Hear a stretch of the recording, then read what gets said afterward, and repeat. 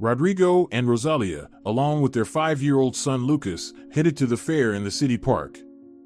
The little boy was eager to ride the attractions, indulge in ice cream and cotton candy, so he looked forward to the outing. The day wasn't overly hot, and the fair attracted a lot of people. There were children with parents, youth, and elderly couples. Everyone found something to enjoy. The youngest ones rode ponies and toy cars, teenagers shot at the shooting range, grandparents listened to street musicians and danced in pairs. Everything was wonderful, but at one point Rodrigo and Rosalia lost sight of Lucas, who was chasing pigeons around the central fountain. "Where's the little one?" exclaimed the worried mother. "He was just here," her husband replied, looking bewildered. The young couple frantically began searching for their son. They asked passers-by if they had seen a curly-haired boy in a red shirt and green shorts, but people just shook their heads in response. How could anyone remember someone in such a crowd? Rodrigo and Rosalia were seriously frightened. Where could he have gone? The young woman fretted. What if he's been kidnapped? Rodrigo did his best to reassure his wife. "Don't worry, darling, we'll find him," he said encouragingly, though he himself was very scared. He feared their son might have run out of the park and into traffic.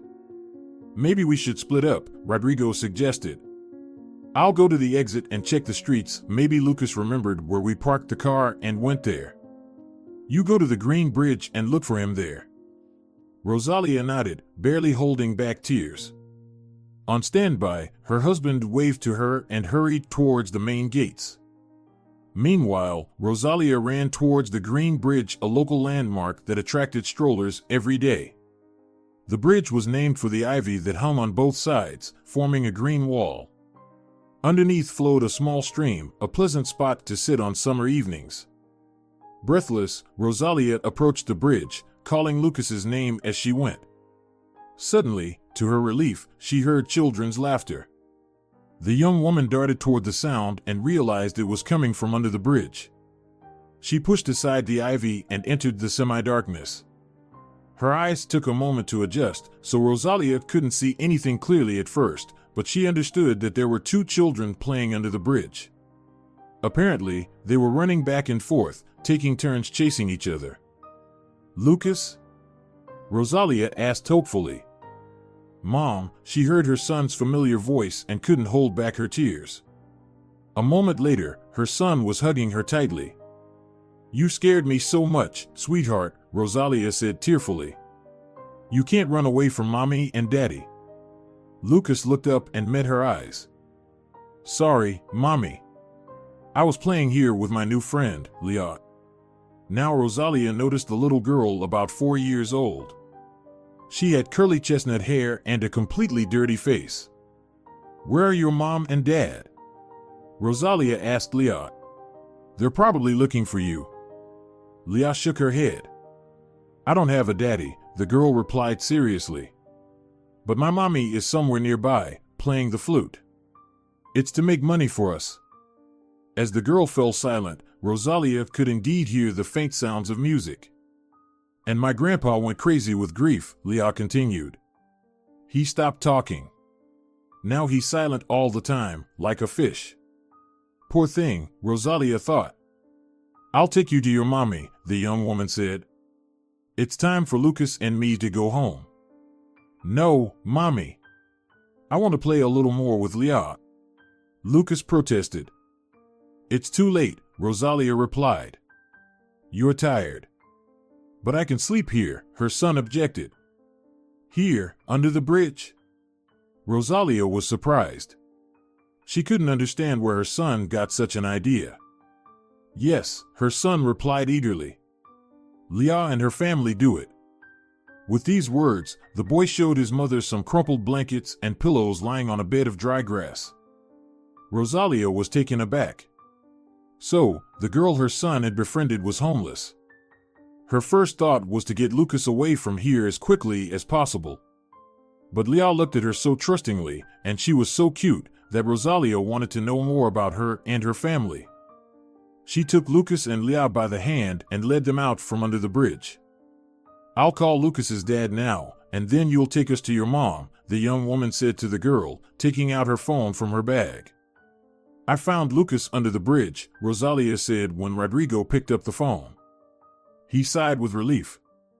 I'm coming to you, exclaimed the man, then added anxiously, he wasn't scared, was he? No, everything's fine, Rosalia replied. He was playing with a new friend. We're waiting for you at the bridge. With these words, she hung up. Now let's go to your mom, Rosalia said to the girl. Leon nodded eagerly and ran across the bridge toward the sounds of the flute. Rosalia and Lucas could barely keep up with her. On the other side of the stream, there was a small stage where street musicians often performed, and in front of it, under the shade of willows, there was a row of benches for resting. In the center of the stage, on a low stool, sat a beautiful young woman. With her curly chestnut hair cascading to her shoulders, she closed her eyes and played the flute. She wore a simple, wrinkled linen dress. Mama, Mama, shouted Leah, climbing the wooden steps onto the stage. I brought my new friends. Startled, the young woman abruptly opened her eyes and stopped playing. Leah, she said sternly, looking at her daughter. I asked you not to shout so loudly. You scared me. Then the young woman's face took on a worried expression. You're all dirty again. You've been playing in the dirt. We need to go to the river and wash you properly.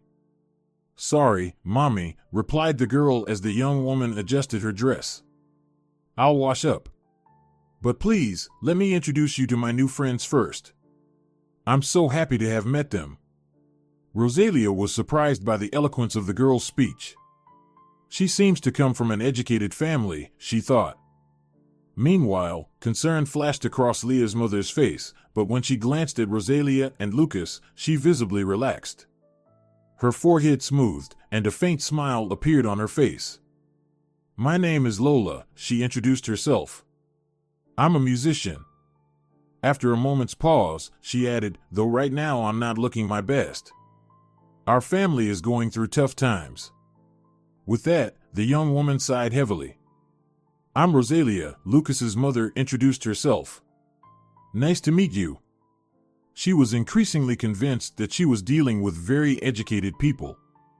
Leah already mentioned that your grandfather went mad, Lucas chimed in.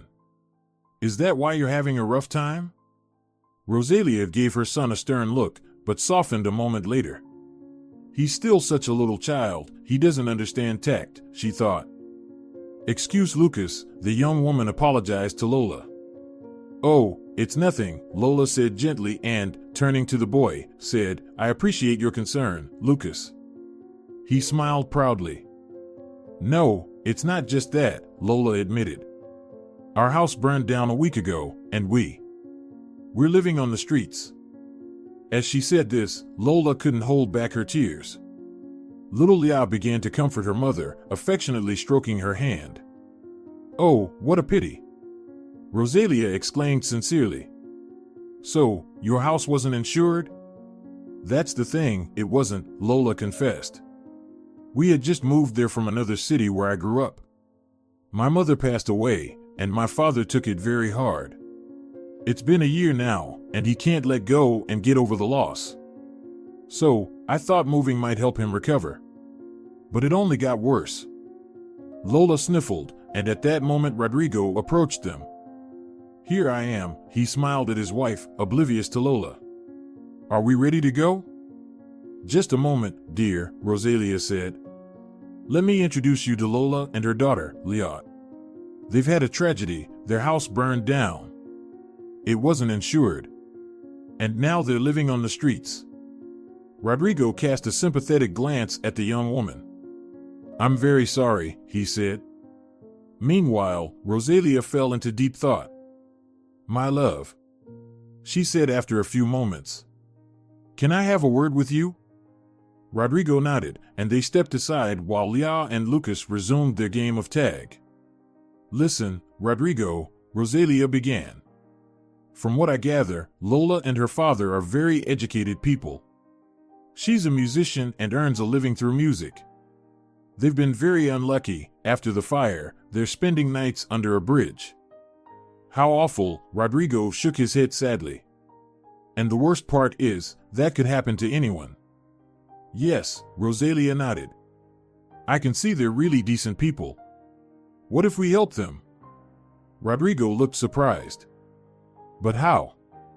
We could offer them our country cottage. Just for a while. Rodrigo pondered his wife's words. Are you sure they're trustworthy? Rosalia nodded. Yes, I can see that. They've really had a tough time. All right, Rodrigo agreed. I'll trust your intuition. The young couple returned to Lola.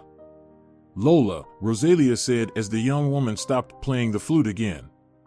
We have a proposition for you. With these words, she glanced at her husband.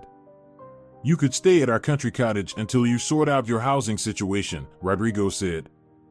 Lola couldn't believe what she heard. Tears welled up in the young woman's eyes again. Are you really going to do this for us? She exclaimed in surprise. Rosalia and Rodrigo nodded. Of course, Lola. Anyone could find themselves in your situation. So, we're happy to help. It's no trouble for us. Lola sincerely thanked Rosalia and Rodrigo. You're real angels, she said emotionally. They agreed that Rodrigo would drop Rosalia and Lucas off at home, then return to the park for Lola, her father, and Leah to take them to the country cottage.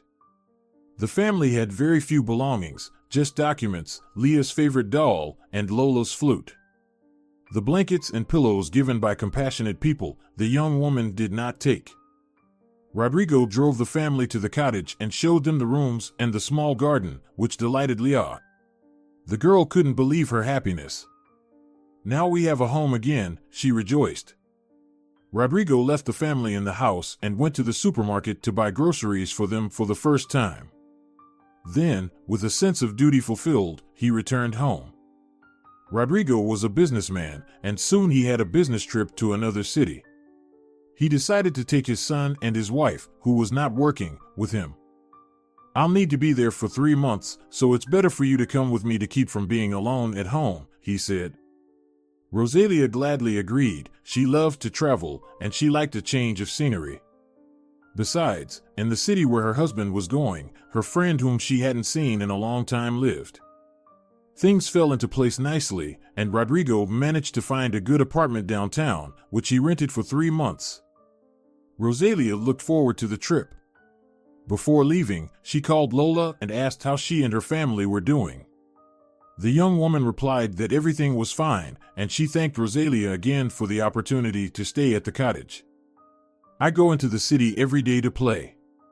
For now, we have enough money, but I understand we can't use your hospitality forever. So, I'm diligently looking for a good job. Don't rush, Lola. You can stay with us until you find the perfect solution, Rosalia replied. Lola sincerely thanked the young woman once again. I'm doing everything I can, she said, and, after a pause, added with a smile, Leah keeps talking about Lucas all the time. She wants to invite him over. Rosalia told the young woman that she, Rodrigo, and their son were leaving for 3 months but would definitely visit them when they returned. That was the end of their conversation. Rodrigo, Rosalia, and Lucas had a wonderful time in another city. Mother and son walked a lot during the day, and in the evenings, when Rodrigo came home from work, they played board games and went to cafes for dinner. Rosalia felt like she was on a second honeymoon, albeit this time with her little son by her side. Time flew by very quickly, and soon the day came when they had to return to their hometown. The family left early in the morning and arrived home by evening. Lucas was overjoyed to see his favorite red car-shaped bed. "Mama, I'm so happy we're home," the little one exclaimed. "I missed it so much." "Me too," replied Rosalia. "It's nice to visit, but there's no place like home." Lucas hugged his beloved teddy bear and suddenly remembered something. "When are we going to visit Leah?" Rosalia pondered for a moment. "Maybe tomorrow?" "Let's do it," agreed Lucas. "Will Daddy drive us in the car?" Rosalia kissed him on the forehead. "I think so," she nodded. "Let me ask him."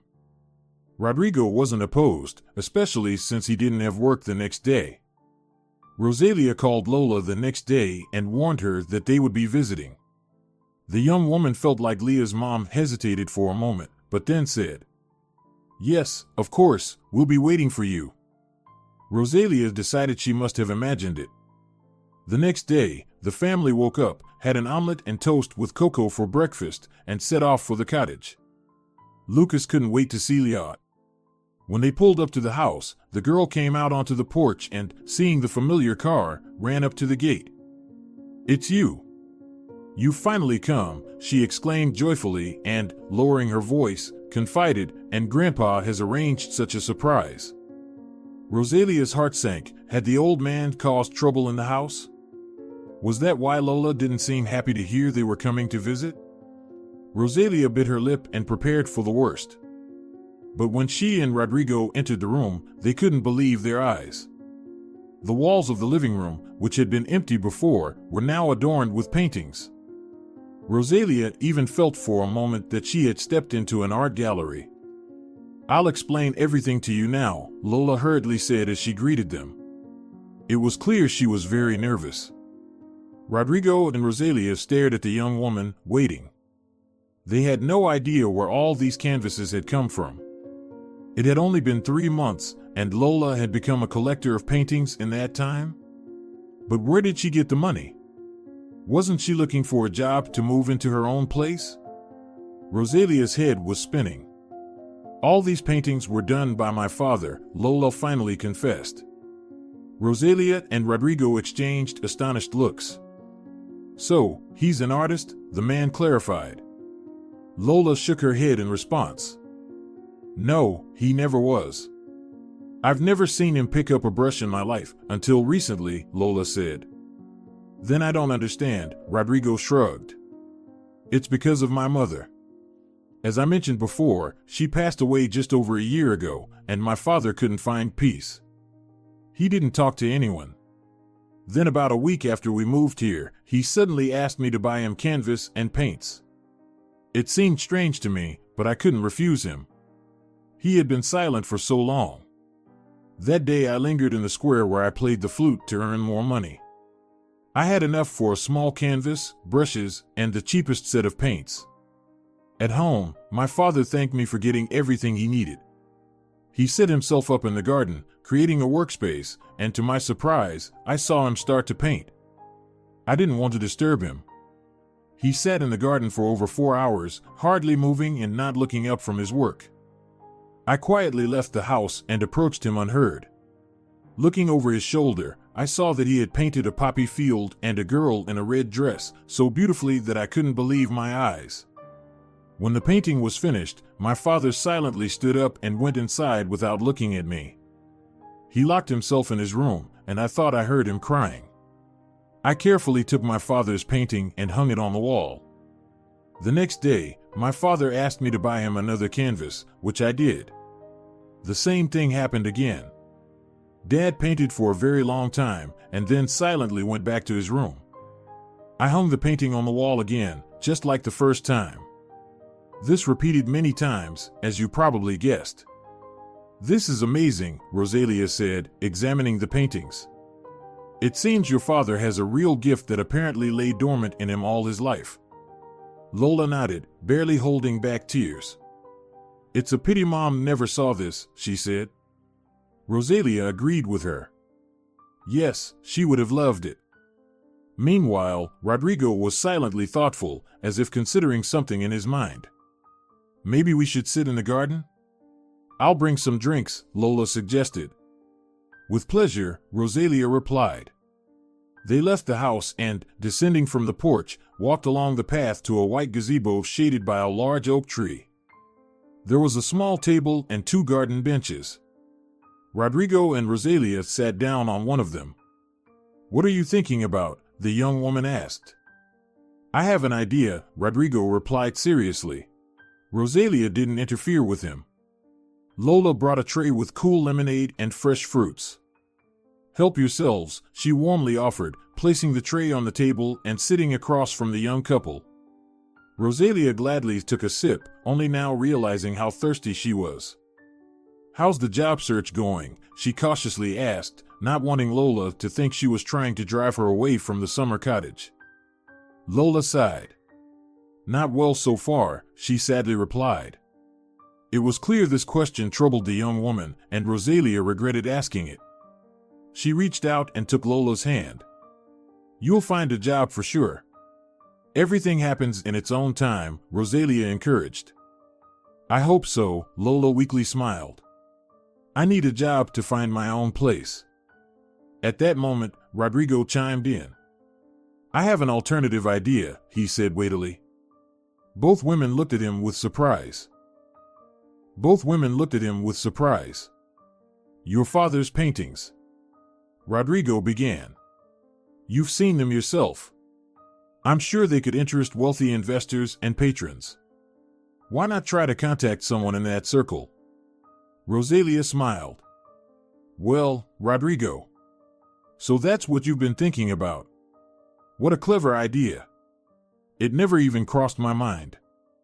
A whole mix of feelings crossed Lola's face: excitement, hope, joy, and doubt. "It's a wonderful thought, but I don't know anyone in this city." "I have no connections," Lola said. Rosalia turned to Rodrigo. "And what about you, darling?" she asked. He smiled mysteriously. "I think I might know someone." With these words, he took a big sip of lemonade. A week passed. One evening, Rodrigo came home with sparkling eyes. "I think I found a suitable patron," he said. "His name is Alejandro Dominguez. He wants to see Lola's father's paintings." Rosalia was so overjoyed that she hugged Rodrigo. "Great news," she exclaimed. "When can he visit Lola?" "We agreed on the end of the week." "Friday, probably after lunch," he replied. "Then I'll call Lola now and confirm if she'll be home at that time," said Rosalia. Leah's mother answered that she would eagerly await the guests. On Friday, Lucas and his mother went to visit Lola and her family in Rosalia's car. Rodrigo was delayed and couldn't catch up with them. "We'll meet at Lola's. I'll bring Alejandro Dominguez," her husband said. Rosalia rarely drove, so she was a bit nervous on the road, but fortunately everything went more than smoothly, and she neatly parked at the country house. Leah ran onto the porch and rushed to Lucas with wild cries of joy. "You finally came. I've been waiting so long. Mom and I baked a chocolate cake," she exclaimed. Lucas jumped out of the car and ran to his girlfriend. Rosalia turned off the engine and calmly headed for the house.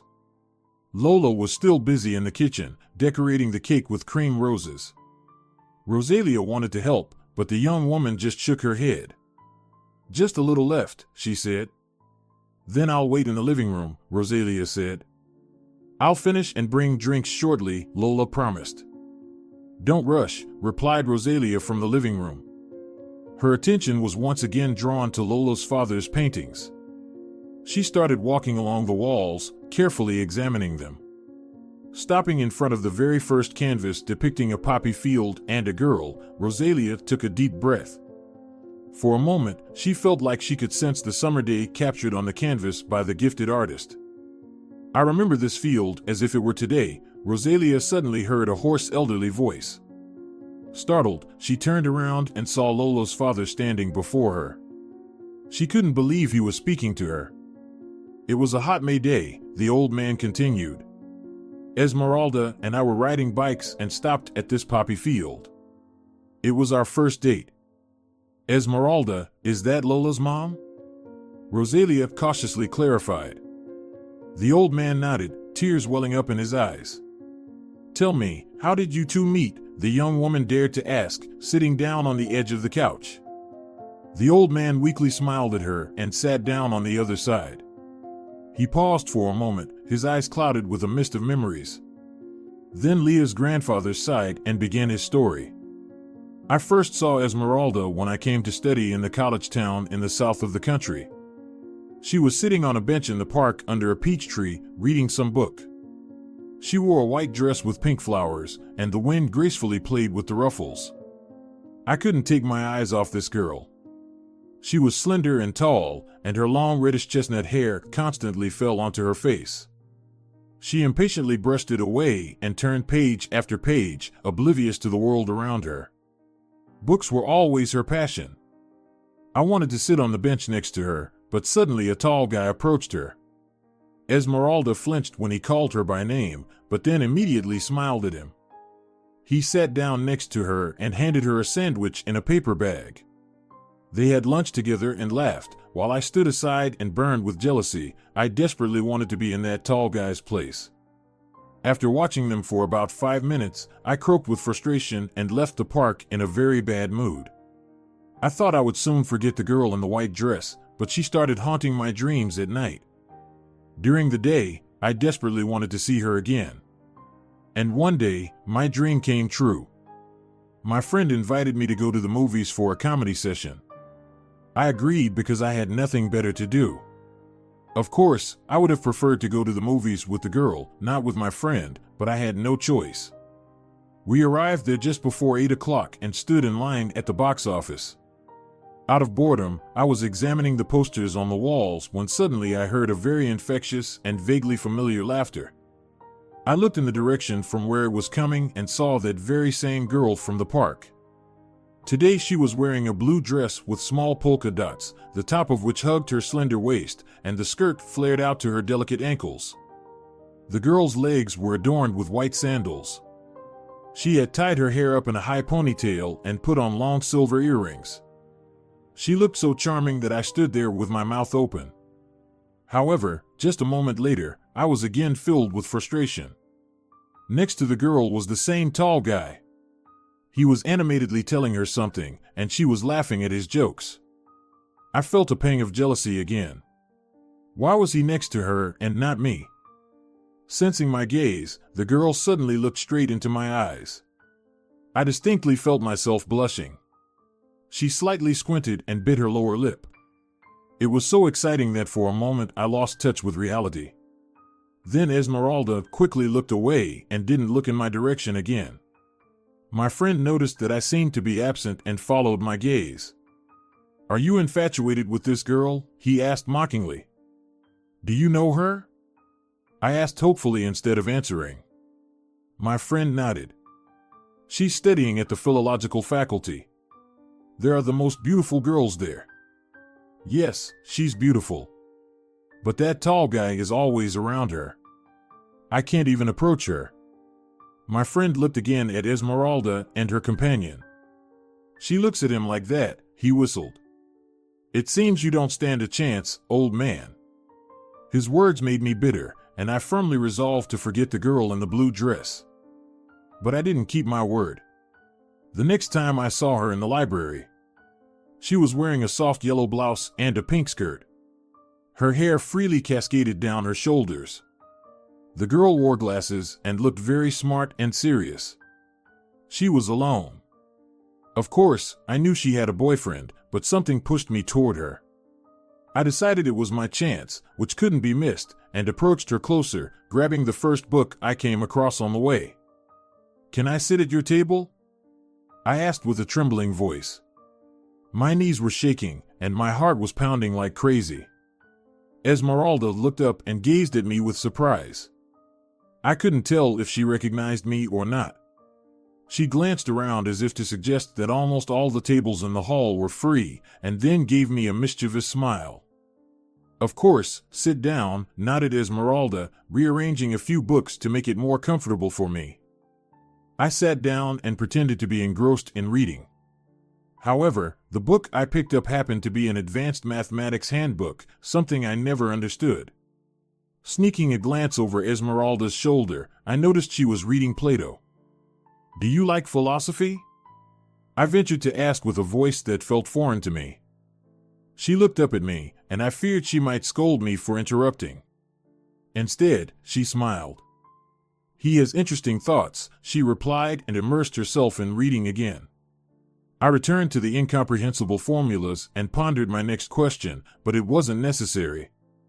"I'm hungry," suddenly said Esmeralda. "Would you like to go to the cafeteria and grab a snack?" I stared at her in astonishment. Was she inviting me? "I just hate eating alone," Esmeralda confessed, shrugging her delicate shoulders. I had no choice but to agree. As we walked towards the stairs, I was secretly overjoyed. Yet, I couldn't help but worry that her boyfriend might suddenly appear during lunch, which dampened my enthusiasm. We descended to the cafeteria, nearly empty at that hour. Esmeralda chose a table by the window and sat down. I took the seat opposite her. "What would you like?" I asked, handing her the menu. "I love the croissants with cream cheese and blueberries here. How about you?" Confessing that I rarely visited cafes, I shrugged. "I think I'll try your favorite croissant." "And I'll have a cappuccino," Esmeralda added with a nod. I placed our order and was told it would be ready in 5 minutes. Returning to the table, I cautiously looked at Esmeralda. "So, you study advanced mathematics?" she asked, squinting slightly. She sees right through me, I thought. "Actually, no," I confessed. "Sometimes I just need a distraction.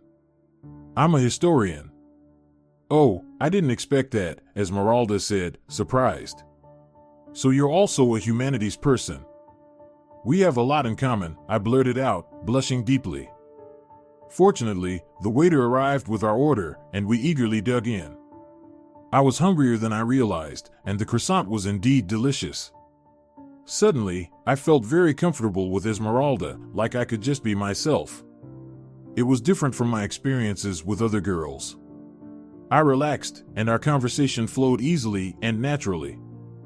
To be honest, I forgot about everything else in the world, so when her tall friend suddenly appeared at our table, I froze. "There you are. I've been looking everywhere for you," he said to Esmeralda without paying any attention to me.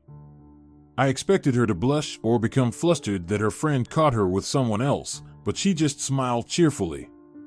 "Oh, Pablo, sorry I didn't warn you. Were you waiting for me upstairs?" "Yes," in the philosophy literature section, Pablo nodded and pulled a chair to sit at our table. I was very surprised because I didn't notice any jealousy in him. He didn't cast sideways glances at me or appear nervous. Esmeralda also acted completely at ease. "Oh, I didn't introduce you too," she suddenly realized, looking at me with embarrassment. "This is..." She glanced at me shyly. "I'm sorry, but I didn't ask your name." With that, she giggled. Pablo joined in.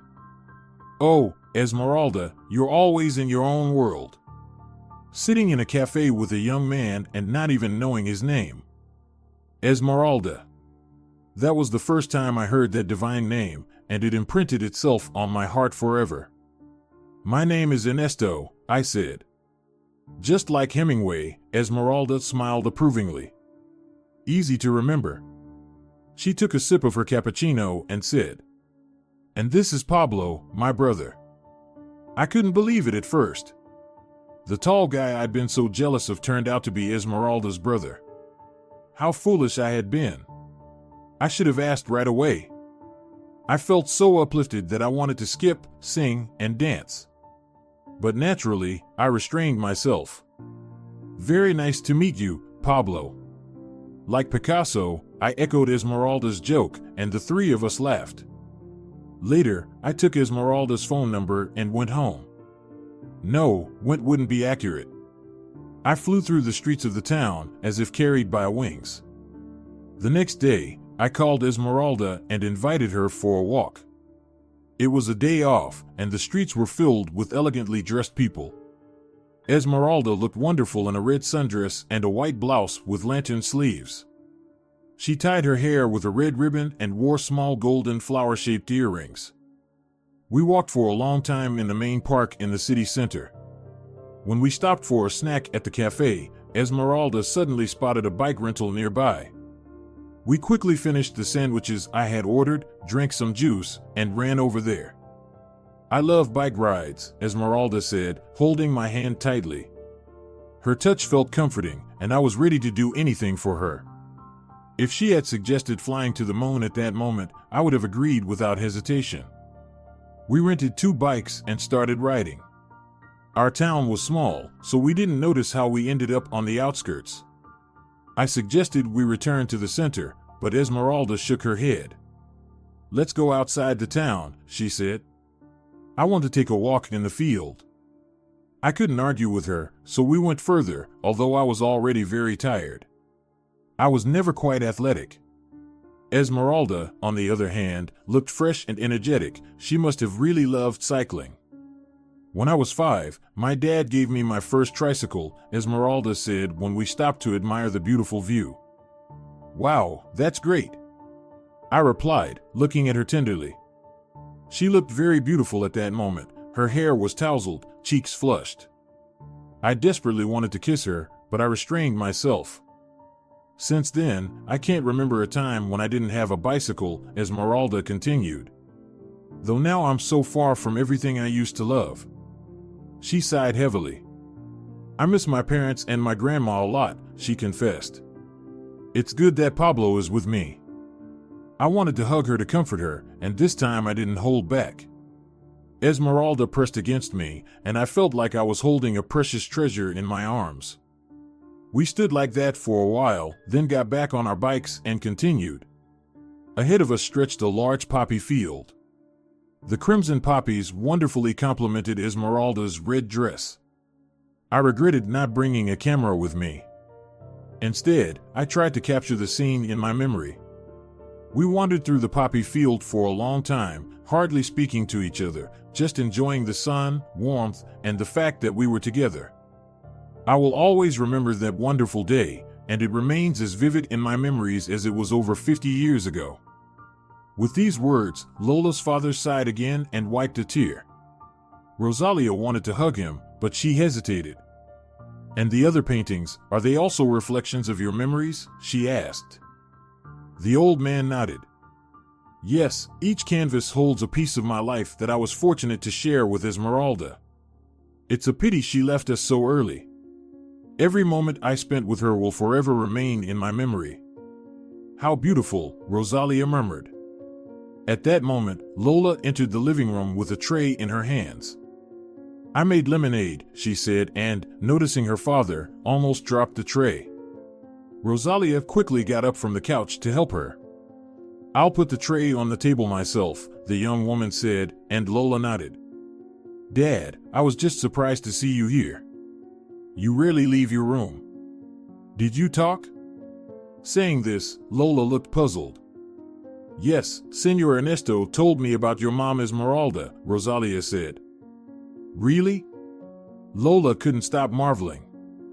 Rosalia asked how we met, and I wanted to share our story with her and Esmeralda, the old man confessed quietly. "It was very romantic," Rosalia added. "I was enchanted. It seems like a whole book could be written about you." Old Ernesto cast a grateful glance at the young woman. "I would be pleased to read that book and relive all the happiness I experienced with my beloved." With these words, the old man smiled dreamily. "Maybe someday Liao will do it," Lola said. "She already loves to write stories and even tries to write down her own stories." "How wonderful!" Rosalia exclaimed. At that moment, there was a knock on the door, and Lola hurried to open it. Rodrigo and a rather attractive young man in a suit entered. He had wavy black hair, tan skin, a mustache, and a neat beard. The type of man to whom Alejandro belonged really appealed to Lola. The young people entered the house, and the unfamiliar gentleman immediately noticed Ernesto's paintings. "This is amazing, Rodrigo," he whispered instead of a greeting. "Believe me, when you talked about the paintings, I didn't think they would be so wonderful." Rosalia's husband nodded happily and hastened to introduce the guest. "As you may have guessed, this is Alejandro Dominguez, a well-known patron in town." The man politely bowed his head and smiled at everyone present with the most charming smile that unexpectedly made Lola's heart beat faster. "And this is Lola, Rosalia, and Senor Ernesto, the author of the paintings you have the honor to contemplate on the walls of our humble home," Rodrigo jokingly introduced the others. Alejandro smiled again and kissed Lola's hand. She blushed. Everyone sat down on the couch, but Alejandro continued to stand, examining Ernesto's paintings.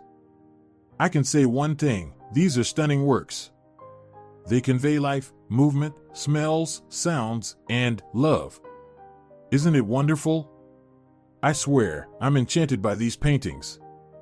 The old man Ernesto even shed a tear upon hearing these words. I'm very pleased that you appreciate my work so highly, he confessed. Although I'm no artist, it's just a way for me to express my feelings. Alejandro nodded understandingly. And that's exactly how true high art is born, he remarked. I'm ready to buy all your paintings, if you'll allow. All eyes turned to old Ernesto. He remained silent for a while, then finally spoke up. Of course, these paintings are dear to me, as they are memories of Esmeralda.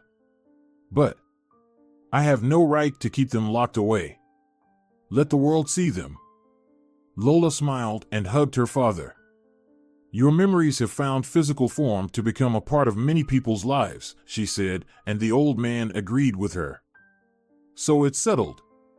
Alejandro exclaimed joyfully. Let's toast to our meeting. He raised his glass of lemonade, and everyone followed suit. Later, Lola treated the guests and children to chocolate cake and other delicacies. Towards evening, Rodrigo, Rosalia, and Alejandro bid a heartfelt farewell to old Ernesto and left the house. Rodrigo headed towards the car while Rosalia searched for Lucas in the garden, who was busy playing with Leah. Lola and Alejandro remained alone. May I have your phone number? The man asked. I'll call you to arrange a meeting once the lawyer prepares the contract. Lola gave the young man her number. It was nice to meet you, he said, kissing her hand again. Until we meet again, Lola. Until then, Alejandro, the young woman replied, trying to calm her racing heart. For a moment, she felt that she had also made an impression on him. A few days later, Alejandro and Lola signed the contract, and the young woman received a substantial sum of money, which was enough to buy a new house. For the housewarming, she invited Rosalia, Rodrigo, and Lucas, as well as Alejandro, with whom they had been actively corresponding since then. The house seemed more than charming to everyone, spacious, bright, and cozy. Leah got her own room, which she immediately showed to Lucas. Old Ernesto spent some time with the guests before retiring to his room. He had already begun working on a new painting. The young people had a great time, discussing various topics, and later Rodrigo and Rosalia prepared to leave for home. Lola escorted them to the gate, leaving Alejandro and herself alone. Lola, may I ask you a personal question? Alejandro asked. The young woman noticed his slightly trembling hands. Of course, she replied, shyly glancing at him. About Leah's father. What happened to him? Alejandro awkwardly inquired. Lola lowered her head. He passed away when Leah was just a year old, she answered softly. I'm sorry, Alejandro sympathetically murmured. He didn't know what to say or where to put his hands. Lola looked up and met his gaze. It's okay, she whispered. I've come to terms with the loss. My late husband holds a special place in my heart, but life goes on. Alejandro nodded. Then, may I dare to invite you on a date, he stammered. Lola lowered her eyelashes and nodded. Yes, you may, she said. Thus began another beautiful love story. Alejandro and Lola started dating, fell in love, and a year later, the man proposed to the young woman, who happily accepted. She continued to play the flute, but thanks to her husband's connections, she now performed in concerts. Lola and Alejandro, along with Rosalia and Rodrigo, continued their close friendship as families, and their children eagerly anticipated each new meeting. Dear viewers, if you enjoyed the story, please support the video by liking it and leaving a comment. Thank you very much.